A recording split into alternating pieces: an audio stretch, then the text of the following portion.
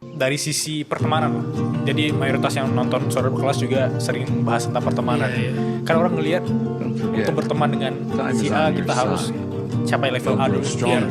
Kalau Mas Vino per hari ini ada nggak teman yang long lasting banget dari dulu sampai sekarang? Bahkan teman yang bukan karena dia aktor, tapi karena dia teman aku gitu. Ada nggak? Kadang kalau misalnya tadi pemikirannya untuk mencapai di pertemanan mereka kita harus naikin kelas dulu. Kadang seperti itu. Tapi teman yang baik dia tidak pernah akan melihat kelasnya sebenarnya. Kalau kita harus menaikkan kelas kita, gengsi kita untuk mencapai satu lingkungan pertemanan, baru bisa diterima. Berarti bukan teman yang baik buat kita sebenarnya. Tapi kalau kita punya teman dulu semuanya, buat saya ini sebenarnya teman yang baik gitu sebetulnya. Tapi terkadang juga kita perlu tahu juga yang mana teman, yang mana yang lawan, dan kita belajar juga bukan hanya dari teman aja gitu. Kita harus dekat dengan teman, tapi kita harus jauh lebih dekat dengan lawan kita gitu.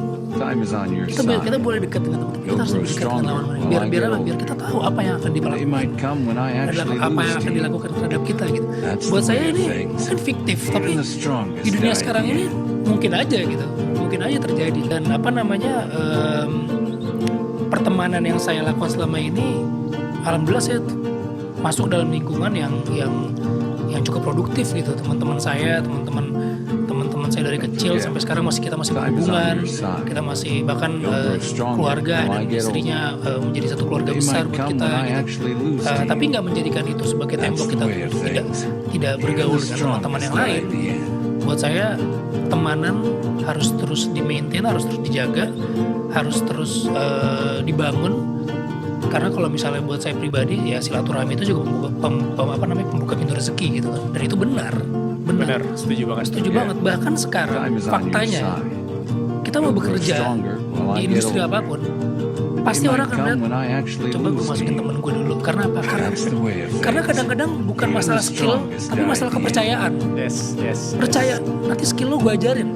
Yang penting gue percaya dulu sama lo. Tapi lo jangan makan gue dari belakang ya misalnya. Kan itu kan faktanya seperti itu gitu.